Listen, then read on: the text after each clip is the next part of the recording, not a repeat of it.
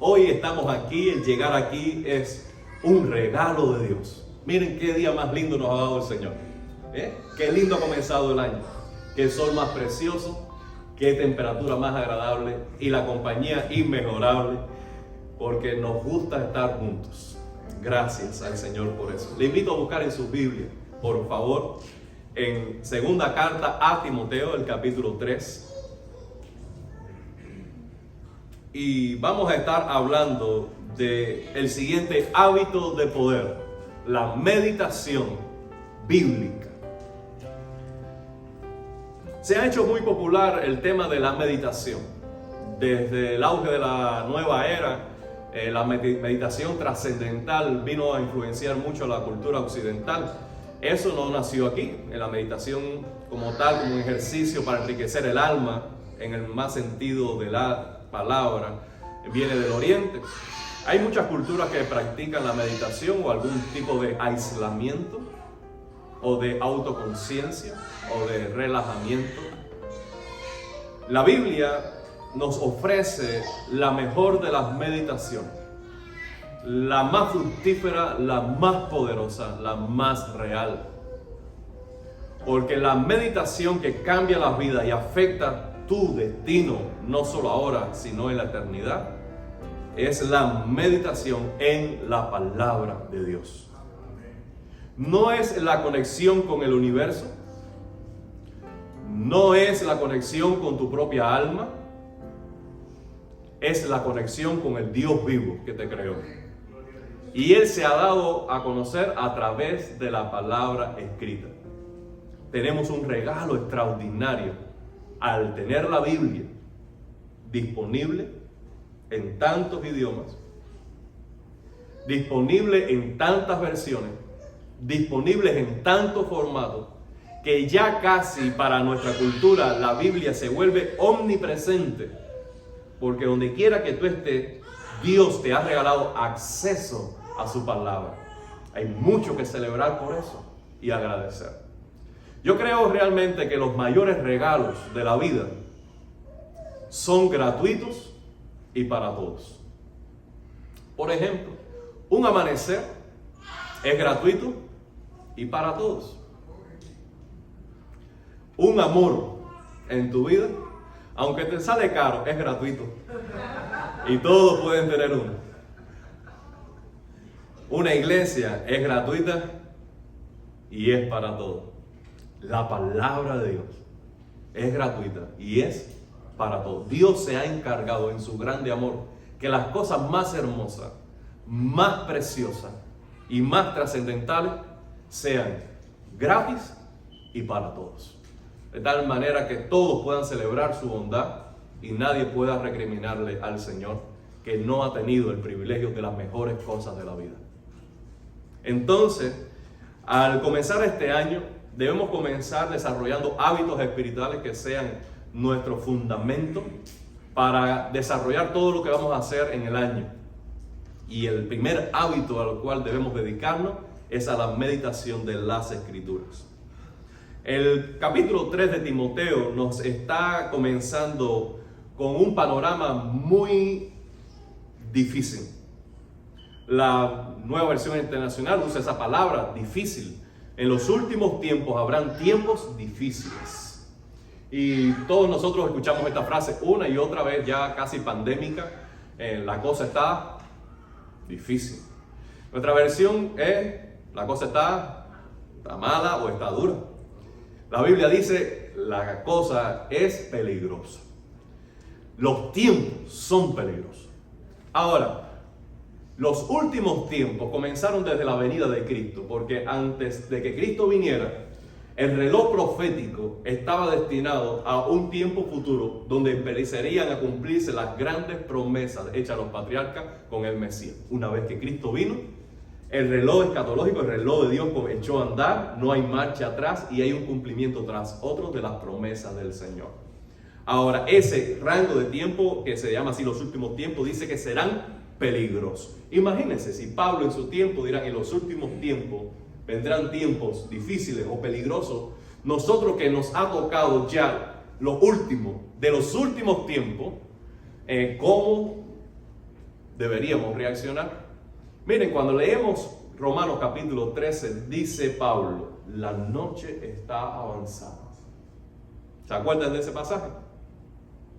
Por tanto, revístense del Señor Jesucristo y de las armas de luz. Pero quedemos con esta frase, la noche está avanzada. Nosotros estamos ya casi en la última hora de la noche y Cristo viene pronto. Pero antes que Cristo venga, en esa etapa última de los últimos tiempos, serán tiempos muy oscuros.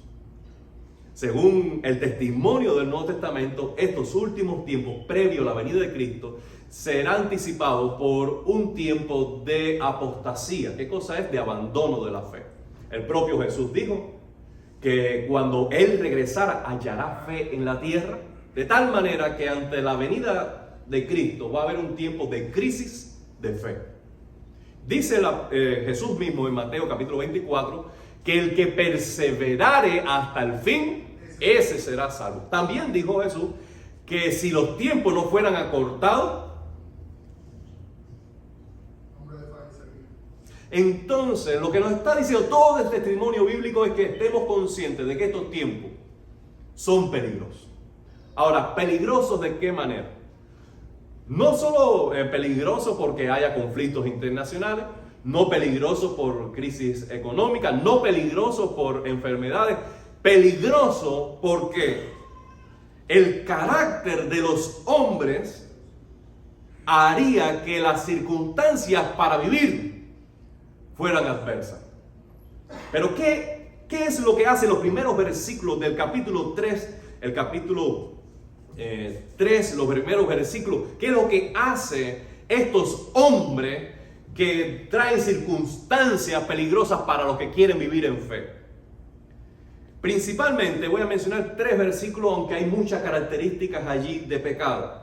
El versículo 5 nos dice que hay personas que tienen una falsa apariencia de piedad. Piedad es devoción a Dios. Personas que viven para Dios. Pero dice que habrá una falsa apariencia de piedad. Es lo que nosotros comúnmente llamamos religiosidad. Hay muchas personas que son confesionales en su fe, declaran que creen, declaran que pertenecen a una cultura cristiana, pero la esencia de su corazón, la manera en que viven, niega su confesión. El versículo 7 dice que hay personas que siempre están aprendiendo y nunca logran aprender. Está hablando de mujeres que están aprendiendo las escrituras, pero dice que vuelven a cometer los mismos errores, vuelven a entrar en relaciones sexuales, relaciones con personas que no tienen un compromiso estable, que son seducidas, persuadidas a alejarse de Dios. Entonces son personas que en realidad están aprendiendo, pero nunca terminan de aprender, porque el aprendizaje para concluir debe llevarnos ¿a qué? A un cambio de vida. Entonces, por un lado, tenemos aquellos que dicen que saben mucho, que son muy cristianos, y al final contradicen con sus hechos su declaración. Y están aquellos que se ven a sí mismos inmaduros, que están aprendiendo, y todos están esperando que progresen a un punto, pero nunca llegan a cambiar. El versículo 8, por otro lado, nos está hablando de personas que se oponen a la verdad. Se oponen a la verdad. En ese contexto, en realidad, lo que está diciendo es que quienes viven con una falsa piedad y quienes están aprendiendo siempre y nunca cambian, su manera de vivir es un obstáculo para el progreso de la verdad. Por tanto, se oponen, no directamente, pero indirectamente, al vivir así, son un obstáculo para el progreso de la verdad, para que otros crean. Pero hoy en día tenemos no personas que indirectamente se oponen al evangelio, sino personas que de cara se oponen al evangelio, transmitiendo enseñanzas, doctrinas y tratando de establecer en el sistema legislativo aquellos modos de dirección del país que oponen a la enseñanza de las Escrituras. Esto nos está diciendo lo siguiente: que la forma en que los hombres se relacionan con la Biblia, que es la ley de Dios, trae una influencia directa en cómo se vive en la comunidad. En otras palabras, la Biblia es esencial para el buen vivir. Y no prestarle atención trae caos social. Los últimos tiempos, por tanto, demandan cristianos valientes que tengan una relación saludable con las Escrituras y contrarresten toda esta influencia de la sociedad que ignora la ley de Dios, que se opone a la ley de Dios y que por tanto viven de una manera que no le agrada. Debemos ser valientes. En tiempos peligrosos, nuestra valentía no va a ser salir con un revólver. Nuestra valentía será escribir la ley de Dios en el corazón. Nuestra valentía no va a ser cantarle las 40 a alguien en el mercado. Nuestra valentía va a ser declarar la palabra de Dios en las plazas. Nuestra valentía no va a ser andar solo a medianoche. Nuestra valentía ha de ser dar testimonio de Jesucristo cuando hay un costo en medio. Cómo nosotros nos relacionamos con las Escrituras es esencial para el triunfo del Evangelio en estos tiempos difíciles. Nosotros estamos llamados a ser una iglesia valiente. Dice el versículo 10: tú en cambio has seguido paso a paso mis enseñanzas y mi manera de vivir. Qué lindo. Leamos el 14. Pero tú permaneces firme en lo que has aprendido, de lo cual estás convencido, pues sabes de quién lo aprendiste. Desde tu niñez conoces las Escrituras. Pablo nos está diciendo que nosotros, para tener una relación sana con la palabra de Dios y dar un testimonio valiente, en primer lugar debemos recibir modelos saludables de fe. La fe nace en la transmisión de una persona a otra. Vamos a este detalle en Romanos capítulo 10. Dice que la fe viene por él y el oír por la palabra de Dios. El Nuevo Testamento escrito como lo tenemos hoy no estaba así en los tiempos de Pablo, porque ellos, yo creo que ni sabían que estaban escribiendo cartas y evangelios que un día serían llamados Nuevo Testamento. Entonces, ¿cómo se transmitía la fe? Lo que los apóstoles vieron, escucharon y experimentaron con Jesús, lo transmitieron oralmente a una segunda generación. Esto, a su vez, lo hicieron sucesivamente con otra generación y otra generación. Ellos fueron fieles en transmitir oralmente, verbalmente, la palabra de Dios y el testimonio de Jesucristo. Entonces, la naturaleza misma de la transmisión de la fe viene de un modelo a otro. Ahora, ¿quiénes fueron los modelos para Timoteo? ¿Y quiénes han de ser nuestros modelos para una iglesia valiente? Primero, la familia. La familia es el sector que determina los valores fundamentales de toda persona. Mira lo que dice el versículo 5 del capítulo 1. Pablo escribe a Timoteo diciendo: traigo a la memoria tu fe sincera, la cual animó primero a tu abuela Loida. ¿A dónde fue Pablo? A la abuelita. Luego a tu madre Eunice, y ahora te anima a ti. De eso estoy convencido. Miren cómo la fe vino a la abuela. La abuela fue diligente en transmitirlo a la madre, que es la hija suya. Y luego la madre fue muy responsable en enseñarla al hijo. En el contexto de la familia, allí están los modelos fundamentales para la transmisión de la fe. Amados hermanos, esta es una gran verdad. El discipulado, que es la enseñanza de la Escritura, no descansa sobre los hombros de los pastores, ni de los líderes, ni de los maestros de la iglesia, sino de los padres, de los abuelos. Miren, cuando nosotros leemos el libro de Jueces, en el primer capítulo se nos dice lo siguiente: pero vino después una generación que no conocía las obras de Jehová. Por tanto, esa fue la puerta abierta para la anarquía. Dice, y cada uno hacía. ¿Por qué? Porque no hubo una generación previa que tuvieron la fe de conquistar, lo hicieron bien. Tuvieron una fe para establecer su familia y tener un nuevo comienzo como nación. Lo hicieron bien ellos para su tiempo y para su generación. Pero no tuvieron visión de transmitir la fe, dando testimonio en casa a sus hijos y a sus nietos acerca del Dios que los sacó de Egipto, que le dio la conquista y que lo estableció en la tierra prometida. Entonces, la fe que no se transmitió, no se heredó. Nosotros como iglesia somos responsables de instruir a nuestros hijos en las Escrituras.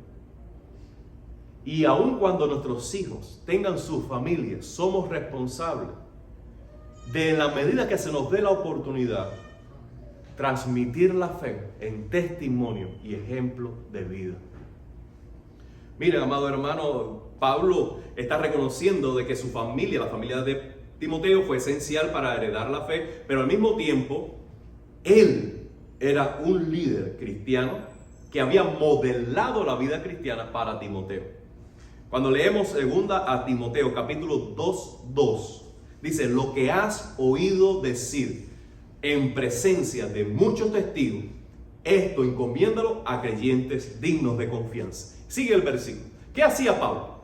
Pablo conoció a Timoteo, vio que Dios lo estaba llamando al ministerio y le dijo, vamos conmigo. Pablo respondió a esta iniciativa de Dios trabajando con Timoteo. Timoteo dijo, voy con Pablo, y donde quiera que iba Pablo, le acompañaba Timoteo.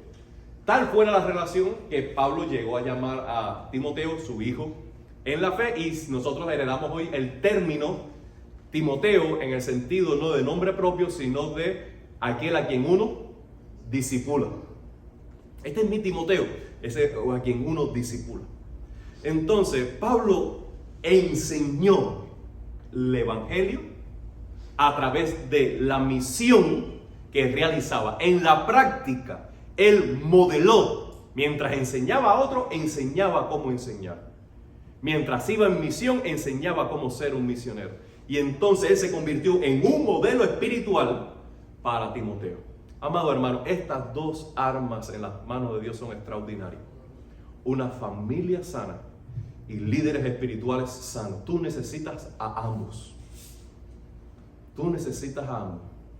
Puede ser que tú no tengas una familia cristiana, pero tú no vas a prescindir de líderes espirituales sanos, porque Dios se va a encargar de eso si tú buscas la verdad.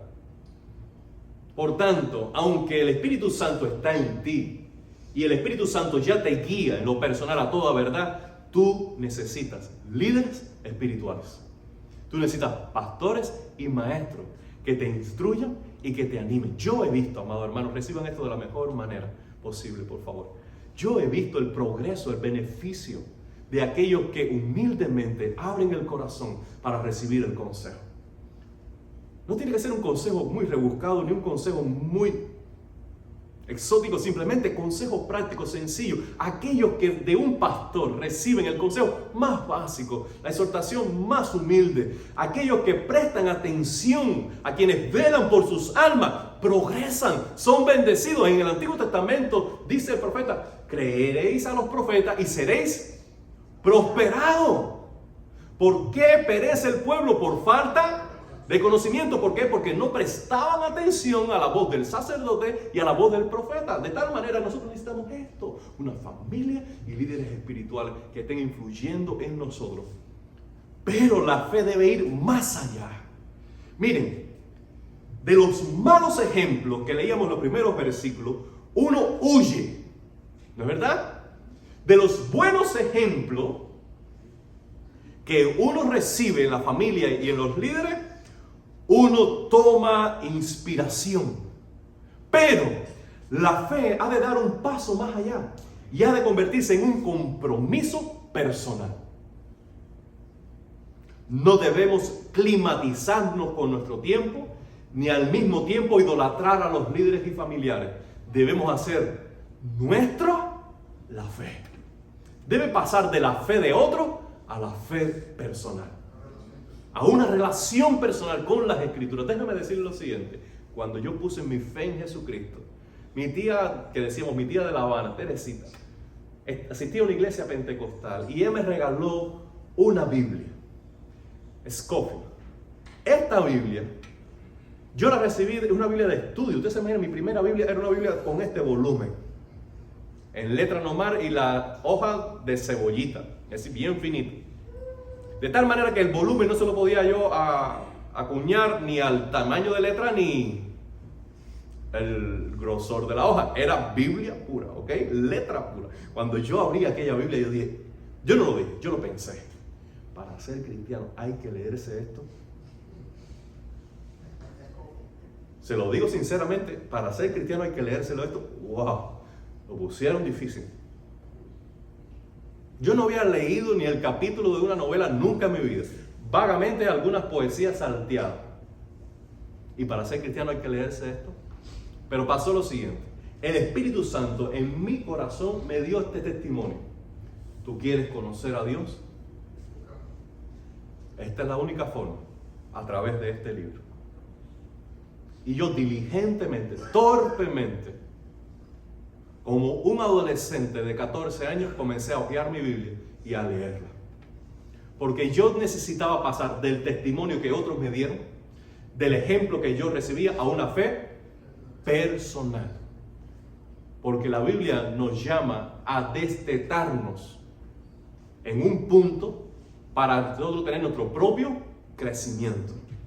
Miren, como dice Pablo una y otra vez, pero tú, en el versículo 14 dice, pero tú. Es decir, los humanos están en todos lugares, los buenos ejemplos los encuentras en casa y familia, pero no obstante, tú, es tu responsabilidad acercarte a la Biblia. Debes comprometerte con la Biblia. ¿Por qué? Porque ella es palabra de Dios. Lo que más debe motivarte a buscar una relación personal con las Escrituras es por lo que ella es en sí. Es palabra de Dios. Es palabra de Dios porque es inspirada por Dios. La palabra allí para mí sigue siendo difícil comunicarla o enseñarla, pero es que sale del aliento de Dios. Es su palabra personal. Sale de su boca. Es su palabra. Dice la Biblia que el hombre es mentiroso. Todos nosotros mentimos. Y si tú no lo aceptas, ya lo estás haciendo. Todos nosotros mentimos. Todos. Pero la palabra de Dios siempre dice la verdad. Séquese la hierba, marchítese la flor, pero la palabra de Dios nuestro permanece para siempre. Lo que Él dijo seguirá siendo eficaz, útil y veraz por siempre. Ella es la máxima autoridad de la verdad. ¿Qué cosa es la verdad? Es la relación directa que hay entre lo que decimos y la realidad. Es la descripción correcta de la realidad. Si nosotros queremos conocer nuestro mundo, si queremos conocer el sentido de la vida, si queremos conocer a Dios, lo que más exactamente describe a Dios, tu mundo, tu propósito, es la palabra de Dios. Por tanto, tú debes acercarte a ella. Segundo, debes comprometerte con las Escrituras porque ella es útil. Útil. Mire, todos nosotros hemos estudiado hasta cierto nivel, ¿no es verdad? Ok, todos nosotros en algún punto, sobre todo cuando se nos hace difícil las carreras, nos dicen, ¿y para qué yo estudio esto? Nosotros que estudiamos en Cuba, decíamos, tengo una lista, economía política, marxismo, leninismo, Entonces, cuando ellos dicen, bueno, ¿qué tiene que ver esto con mecánica? ¿Eh? ¿Qué tiene? Porque es un conocimiento, pero no es útil. No es práctico. Déjame decirle que las herramientas pueden ser muy útiles. Yo tengo una pequeña casa que gracias al suegro que me la regaló, allí yo tengo algunas herramientas. Yo sé que son útiles.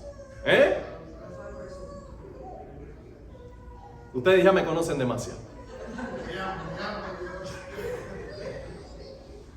Que sea útil no determina que sea útil para mí. Yo tengo que ir allí, yo tengo que tomarla, yo tengo que hacer uso de ella para que decir esto, óyeme, qué útil me es. Qué útil me es. Déjame decirle que Eliane, por ejemplo, ella le encanta cocinar, aunque ustedes no lo crean. Entonces, cuando ella tiene esas inspiraciones que le entran de vez en cuando, ella toma su búsqueda de Google y dice, déjame buscar esta receta, cómo se hace. Esta no, esta aquella, esta. Al final, por el dedo coge una.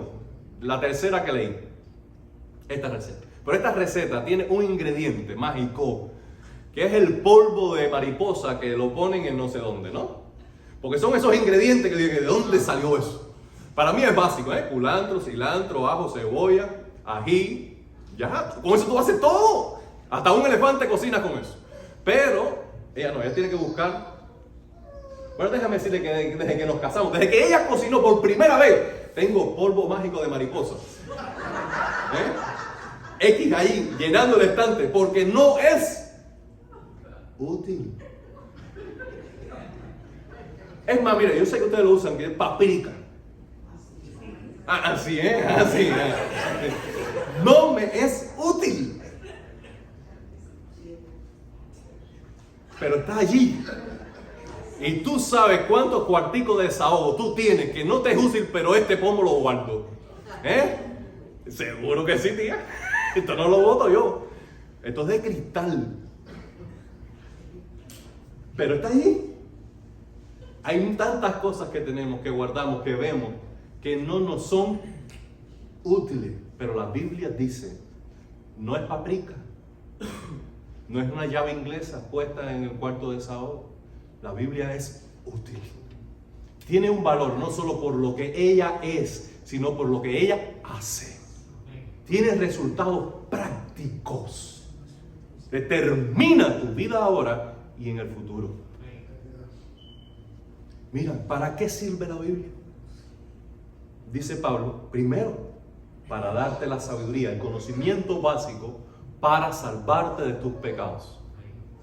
Este es el más importante, versículo 15. Desde la niñez conoce la Sagrada Escritura que puede darte sabiduría necesaria para la salvación mediante la fe en Jesucristo. El tema de la Biblia es Jesucristo. Nosotros nos desviamos por nuestros caminos, sublevándonos al gobierno del Rey. Pero Dios nos amó tanto que no quiso castigarnos por nuestros pecados, sino que envió a Jesucristo. Por medio de Jesucristo, el Rey hecho hombre, a través de su muerte que llevó el castigo judicial de la corte divina, nosotros podemos tener un sacrificio que sustituye nuestra condena de muerte. Y Él, como resucitó y vive, tiene poder para ofrecer perdón a todo aquel que en Él cree. Amado hermano, ¿dónde conoces eso? Hoy lo puedes escuchar de mí, pero ¿de dónde lo inventé yo? No, lo dice la palabra de Dios. Jesús le dijo a su generación, escudriñen las Escrituras, porque en ellas encuentran la vida eterna. ¿Para qué más es útil las Escrituras? Para enseñarte. Mira, amado hermano, por ejemplo, cuando nosotros hablamos de los libros de sabiduría, como Proverbios o Eclesiastés, escuchamos las razones de Dios, del consejo de Dios. Es Dios mismo hablando a través del mismo Salomón que dice, escucha, hijo mío, la amonestación. Dame, hijo mío, tu corazón. Cuando Dios nos está hablando así, ¿por qué? Porque nos quiere instruir del camino de la vida. Dice el mismo proverbio, hay caminos que para el hombre parecen rectos, pero su fin son... Entonces, ¿dónde aprendemos esto? Con la palabra de Dios. ¿Con qué limpiará el joven su camino? En la inexperiencia de la vida, ¿cómo podemos aprender si cometer errores? Sí, porque cometer errores, dice, de los errores se aprenden. Sí, pero nadie quiere pasar por eso, ¿no? No, deja al niño que le coja la corriente, porque una vez que le coja la corriente, él más nunca va a meter el tenedor allí. ¿Tú haces eso? No, porque la experiencia no es la única fuente de conocimiento, sino también la referencia. Si alguien te dice, no, coja por allí que te vas a caer, ¿qué tú haces? No, cojo. Tú tienes que tener un accidente para decir, si sigues corriendo así.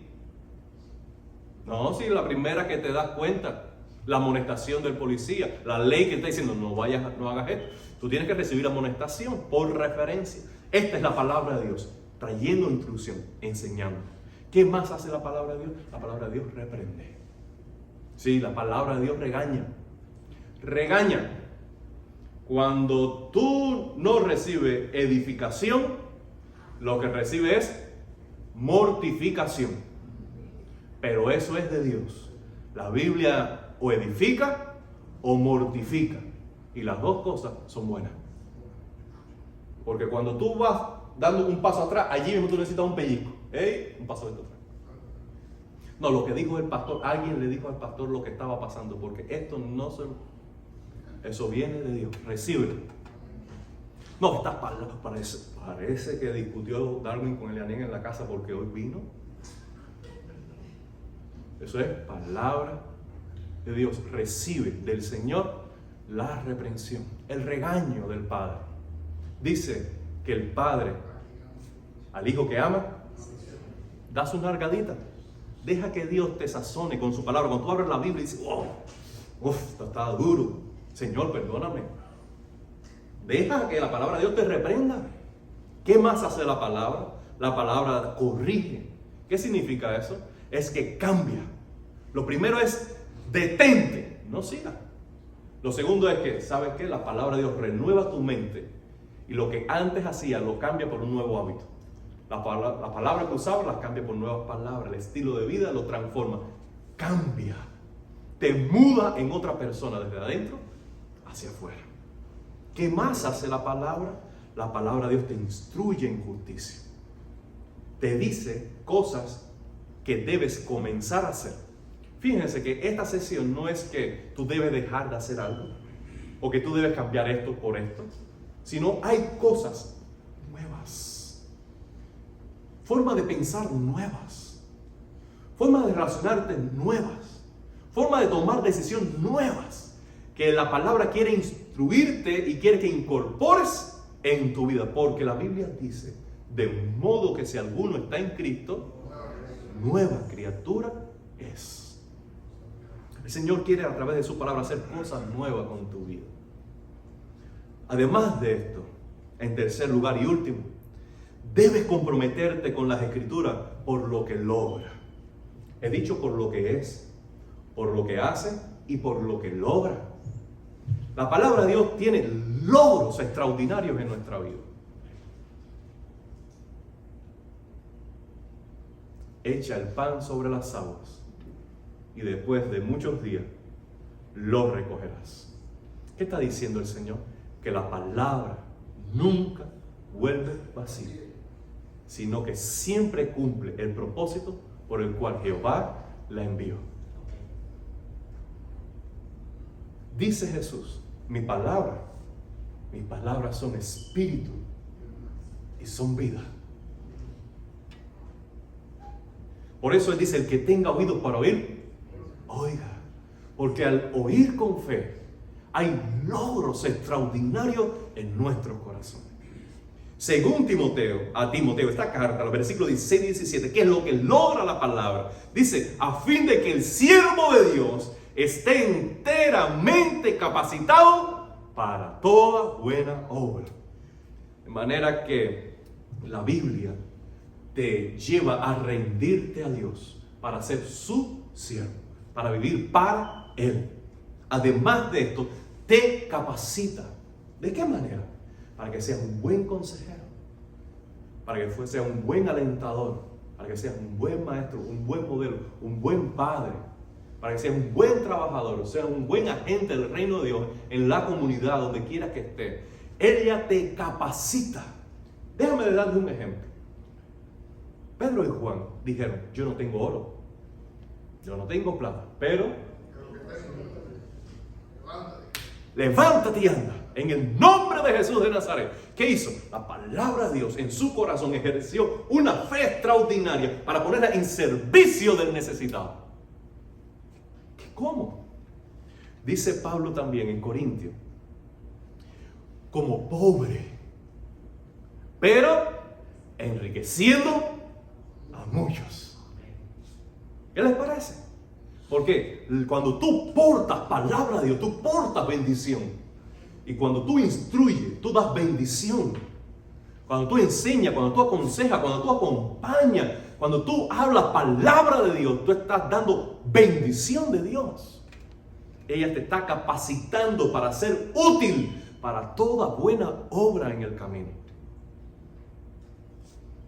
Amado hermano, este año debe caracterizarse por esto, por una relación con las Escrituras diaria, personal y comprometida, por lo que ella es, por lo que ella hace y por lo que ella no.